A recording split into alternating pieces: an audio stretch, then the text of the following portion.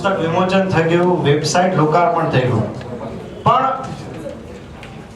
પુસ્તક હજી થોડા રહસ્ય રૂપે છે. પુસ્તકમાં શું છે ને એ થોડું ઘણું તો આપણે જાણવું જ જોઈએ.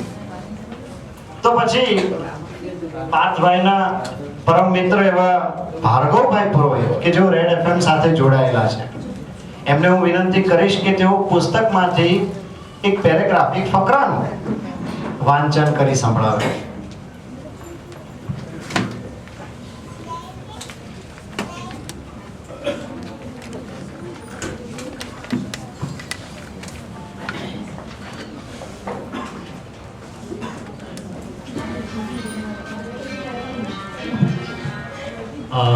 માફ કરજો, પાર્થભાઈ મને છેલ્લા 3 દિવસથી કહે છે મળી જવા માટે ને આ પેરેગ્રાફ લઈ જવા માટે, પણ હું આવી શક્યો નથી, એટલે એ બાબતે દિલગીર છું.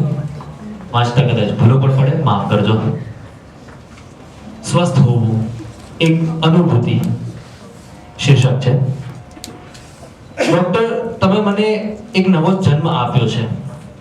મને વારંવાર મોઢામાં પડતા ચાંદા, વારંવાર થતો યુરિનરી ઇન્ફેક્શન જેવી કેટલી શારીરિક બીમારીઓ તો ગઈ છે. સાથે સાથે હું બધા સાથે ગુસ્સાથી વાત કરતી, બધા સંબંધોમાં પણ કંઈક ને કંઈક તકલીફ રહેતી. એ બધું પણ હવે ઓછું છે. મારું ચિત્ત શાંત થયું છે. એમ કહું તો ચાલે કે શરીરની અને મનની બંનેની ગરમી ઘટી છે. હું જીવનને જરા અલગ દ્રષ્ટિકોણથી જીવી રહી છું. પહેલા હું બધા સંબંધોથી તરછોડાયેલી અને એકલતા અનુભવતી, પણ આસપાસમાં ઘણા સારા લોકો અને સારા સંબંધો પણ છે એની સમજણ હવે પડી છે.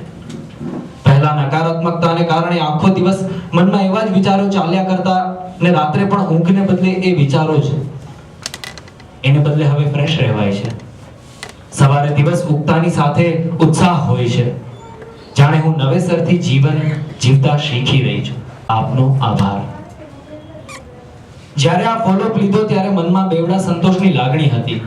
એક તો એના રોગ મટ્યા એનો સંતોષ, અને બીજો વ્યક્તિના મન અને જીવનમાં આવેલા હાશ આપવાનું નિમિત્ત બન્યાનો સંતોષ. હોમિયોપેથીના શોધક ડોક્ટર હનેમાને એમના પુસ્તક ઓર્ગેનોન ઓફ મેડિસિન માં પ્રથમ જ ફકરા દ્વારા આ બાબતને ચરિતાર્થ કરી છે.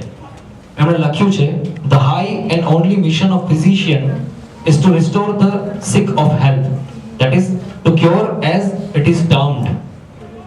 અહીં એઝ ઇટ ઇઝ ટર્મ્ડ એટલા માટે જ લખાયું છે કે એક હોમિયોપેથ માટે વ્યક્તિને સ્વસ્થ કરવું એટલે સ્વાસ્થ્યની વ્યાખ્યામાં આવરી લઈ શકાય એવું બધું જ આપવું. સ્વસ્થ હોવું એટલે સ્વસ્થ તાણમુક્ત મન અને સ્વસ્થ તન. સ્વાસ્થ્ય એટલે મળેલી મોતી જેવી ક્ષણને ઝળહળતા શ્વાસે પૂર્ણતાથી માણી શકવાની, અનુભવી શકવાની મન અને શરીરની સ્થિતિ. યોગાચાર્ય BKS આયંગરે ઉલ્લેખ કર્યો છે કે health is state of complete harmony of the body, mind and spirit. When one is free from physical disabilities and mental distraction, the gates of the soul open. સ્વાસ્થ્ય એના પોતાનામાં જ આધ્યાત્મિકતા, તત્વજ્ઞાન અને વિજ્ઞાનનું મિશ્રણ છે.